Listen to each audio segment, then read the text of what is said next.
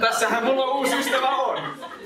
Just mitä 15 minuuttia sitten tavattiin. Nämä tapahtumat on aina ollut semmoisia mukavia ja hyvässä hengessä tapahtuvia ja ei ole mitään niinku kiusaamista eikä syrjimistä täällä ole.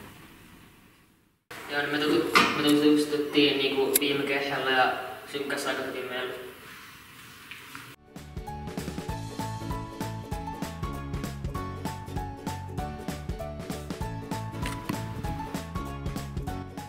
Kampurajalka on synnynnäinen jalan rakenteellinen poikkeama. Kampurajalassa jalkaterä, jalkapohja sekä kantapäät ovat kääntyneenä sisäänpäin. Jalka on jäykkä eikä sen asentoa voi itse liikuttaa normaaliksi.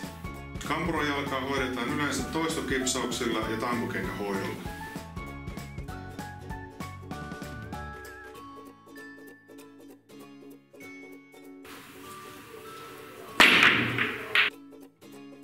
Mikä yhdistyksen toiminnassa on paras? Mun mielestä parhaista on se, että aika väheitä saada ainakin vauhtelua.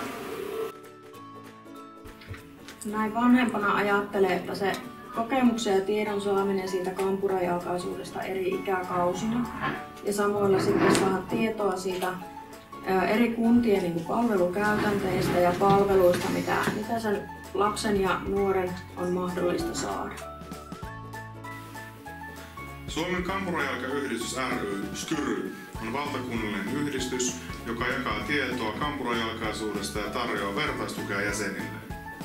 Yhdistyksen perustoiminta on yhteydenpitoa kampurajalkaisiin aikuisiin, lapsiin, lasten vanhempiin ja läheisiin sekä hoitotahoihin.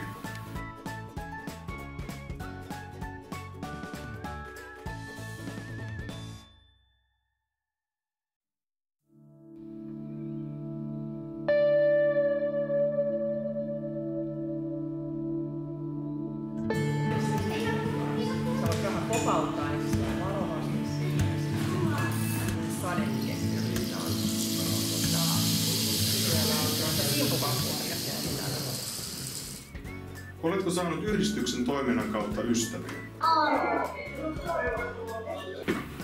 Kyllä, on tutustunut erilaisiin ihmisiin ja heidän kauttaan saa sitten kokemuksista kuulla ja samoilla niistä palveluista ja käytänteistä, mutta myös semmoisia vanhempia ystäviä ja ystävyyssuhteita kyllä. Mä oon 10 vuotta ollut yhdistyksen toiminnassa mukana ja tänä aikana on jo tullut useampia semmoisia tuttavuuksia. Etukäteen sit sovitaan, että okei, nähdään silloin taas siinä ja siinä tapaamisessa. Että kyllä ne on ihan oikeita ystävyyksiä. Miten sait tietoa yhdistyksestä? Facebookin kautta. Mä vähän tutkin asioita, että mitä näin kampurajalkaiset liittyy tänne aikuisiälle, että haluaisin siitä tietää ja sitten se tuli sieltä vastaan. Mä synnyin tähän yhdistykseen. Mä sain kuulla tästä mun äitiltä, kun se perusti sen, kun mä olin 1 vuoden vanha. No, silloin lapsen syntyessä keskussairaalasta tuli Kampurajalkayhdistyksestä tietopaketti ja sitten lisätietoa ihan Kampurajalkayhdistyksen sivuilta ja sitten myöhemmin tutustuessa tähän yhdistystoimintaan ja tapahtumaan. Silloin kun selvisi, että Toivolla on kampurajalka, niin netistä ruveta googlettamaan, mistä on kyse. Yhdistys järjestää tavallisesti vuosittain 2 jäsentapaamista. Lisäksi kokemuksia voi vaihtaa verkkotapaamisissa ja Facebook-ryhmässä Suomen Kampurajalkaiset.